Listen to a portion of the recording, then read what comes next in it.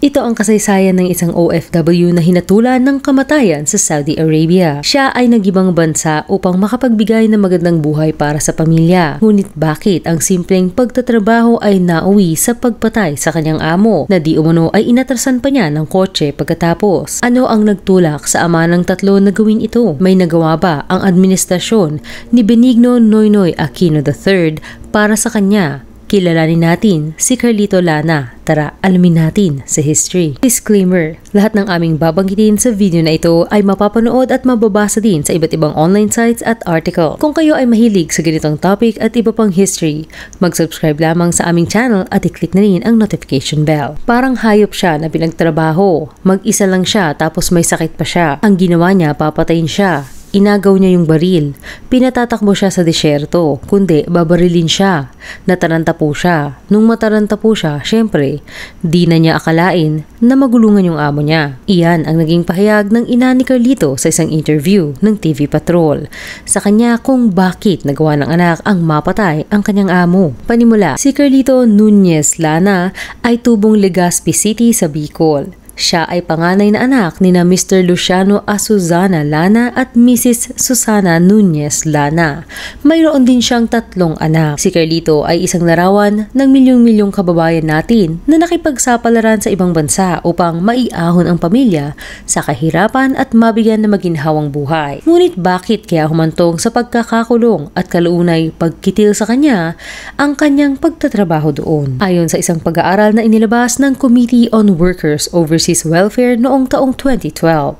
Ang mga Pilipino domestic worker ay isa sa mga grupong pinaka-nanganganib sa mga Arabong bansa, lalo na sa Saudi Arabia. Nasa 70% ng mga empleyado na nagtatrabaho bilang caregiver o mga walang specific na work qualifications gaya ng trabaho ni Carlito ay mas madalas na nakakaranas ng tuloy-tuloy na pang-aabusong pisikal, psychological, hindi binibigyan ng buong sweldo, sinasamantala pinapagtrabaho ng higit sa oras ng trabaho at marami pang iba. Pangingibang bansa, taong 2008, nasa 600,000 mga Pilipino pa rin ang pinili na makipagsapalaran sa mga bansa sa Middle East sa kabila ng patuloy na balita ng mga insidente ng pang-aabuso dito. Isa na sa mga nakipagsapalaran noong taong iyon ay si Carlito Lana. Lumipad siya papuntang Kingdom of Saudi Arabia, ang numero 1 nag-hire ng mga OFW. Una niyang naging trabaho ang pagiging isang utility boy para sa isang hotel sa Riyadh, ang pinakamalaking lungsod at capital ng Saudi Arabia. Setyembre 2010, dahil naging maayos naman ang kanyang trabaho ay hindi na muna umuwi si Carlito nang matapos na ang kanyang 2 taong kontrata. Tinanggap niya ang trabaho bilang pastol ng tupa na inialok sa kanya ng isang Arabong pamilya. Sa umpisa ay maayos naman ang naging turing sa kanya ng amo niyang 65-year-old na sina Sir Khalid Suwaid Al-Khatani, biktima o kriminal. Sa isang report ng embahada ay sinabi di umano ni Carlito na mabuting tao ang kanyang amo. Pinipilit lamang daw siya nito na magdasal sa oras ng dasal ng mga Muslim. Ngunit ayon sa kwento ng tiyuhin ni Carlo na si Emmanuel Nunez, sa isang interview ay nakaranas daw ng pang-aabuso si Carlito sa kamay ng kanyang amo. Halos hindi daw tao ang turing sa kanya nito at tila ginawa pang katuwaan kasama ang mga kaibigan nito.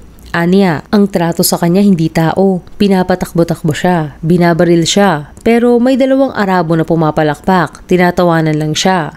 Pinagbigyan niya yun kasi di naman po siya totally pinatatamaan. Pinalampas umano ito ni Carlito ang pamamahiyang ginawa ng amo, ngunit sa mga sumunod at patuloy na pananakot, pamamahiya at pang-aabusong dinaranas ay naisipan ni Carlito na tumakas at humingi ng tulong sa Embahada ng Pilipinas sa Riyadh. Disyembre 2010, upang makatakas at makapunta sa Embahada ng Pilipinas ay sinabi ni Carlito sa amo na hindi maganda ang kanyang pakiramdam at mayroon siyang sakit. Nakiusap siya dito na dalhin sa ospital upang makita ng isang doktor.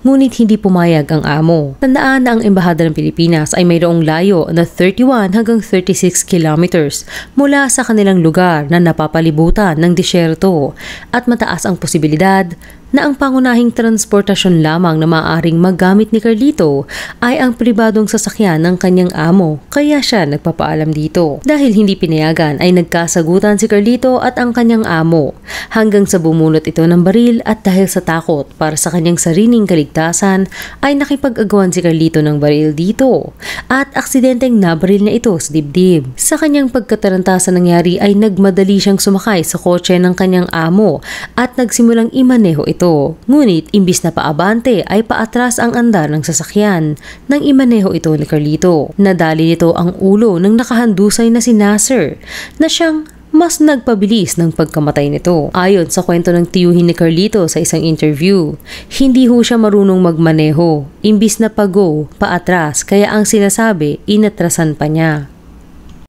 Pagkahuli, isang security patrol sa Riyadh ang nakapansin sa minamanehong car type Toyota Hilux ni Carlito. Napansin niya ang nagmamaneho ay hindi Arabo at may bakas ng takot at pagkabalisa at ang pagmamaneho nito ay paliko-liko na mukhang gustong pumunta sa main road ngunit bumangga ito sa Al-Saj Iron Interval sa pagitan ng service line. Nasugatan ang ulo ni Carlito dahil sa pagkakabangga ng minamanehong sasakyan.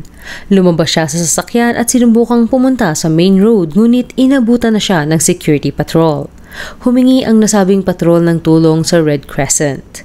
Ginagamit ang pangalang Red Crescent para sa mga Muslim na bansa sa kadahilanang ang Red Cross ay ang pangalan na ginagamit sa mga bansang mas nakararami ang mga Kristiyano. Ang Red Cross at Red Crescent ay nasa parehang humanitarian agency na nagbibigay ng pangunahing lunas, tulong medikal at iba pa.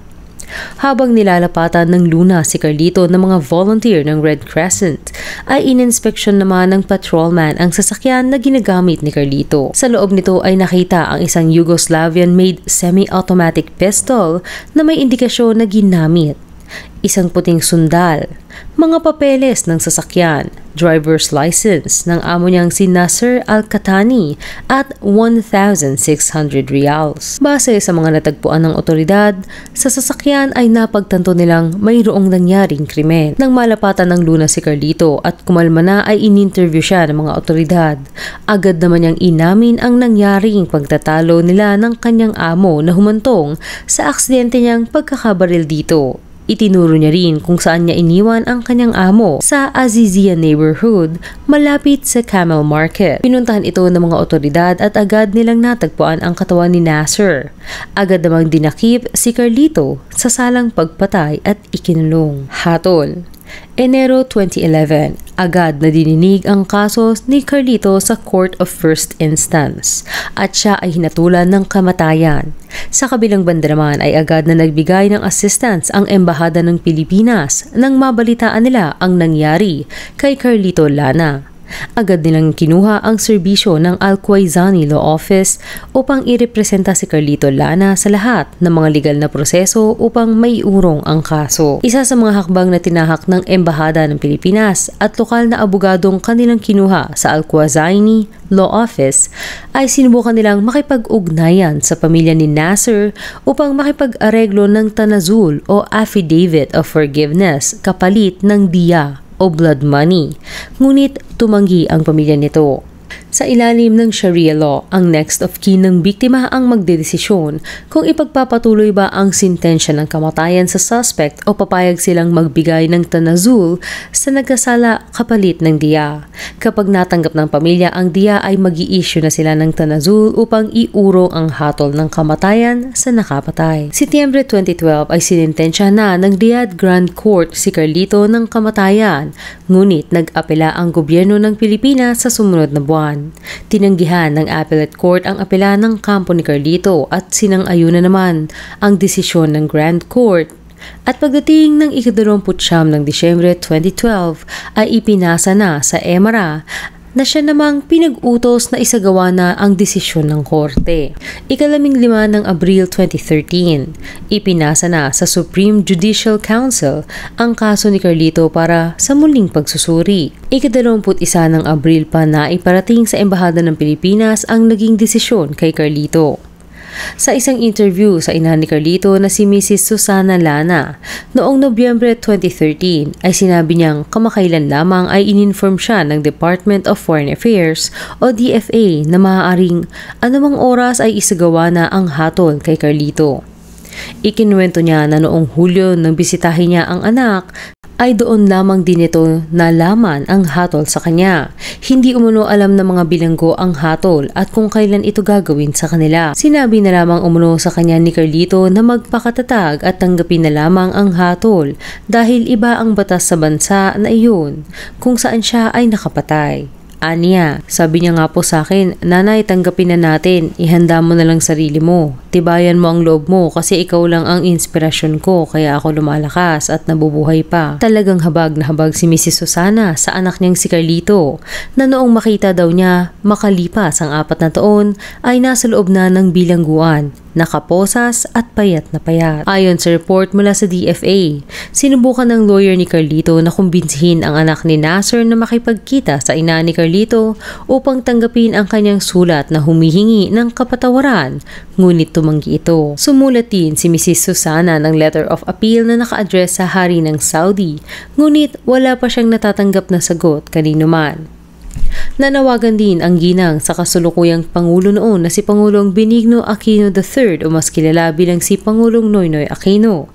Aniya, Ginoong Pangulo, ako po ang nanay ni Carlito Lana. Maawa na po kayo.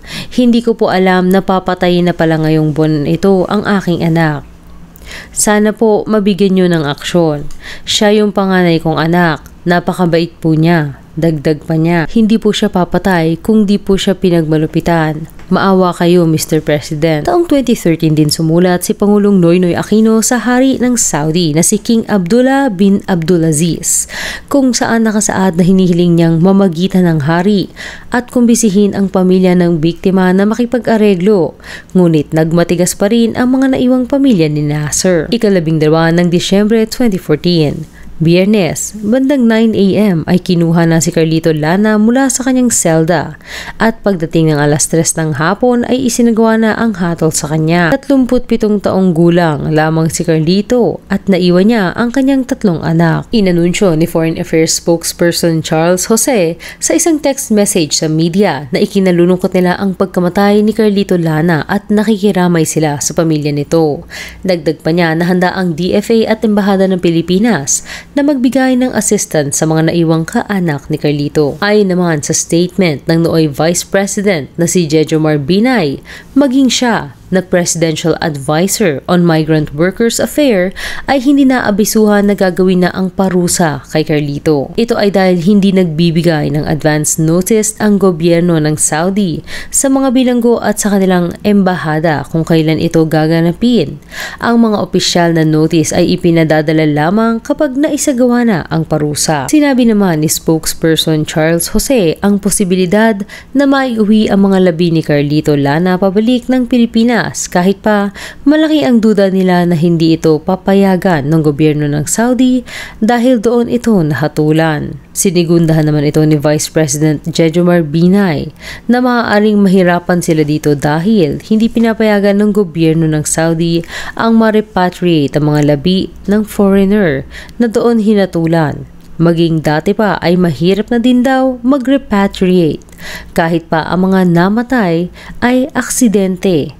Dagdag pa niya na minsan ay inaabot pa ito ng 4 na buwan bago pa man matapos ang proseso at iyon ay kung papayag ang gobyerno ng Saudi. Si Carlito Lana ay isang converted na Muslim at ayon sa kanilang batas at paniniwala ay kinakailangang ilibing siya bago ang paglubog ng araw o sa loob ng 24 oras mula sa kanyang pagpanaw. Kinundi na naman ng Migrante International, isang OFW rights advocacy group, ang pagkabigo ng gobyernong administrasyong Noynoy Aquino na bigyan ng proteksyon at sapat na depensa si Carlito Lana.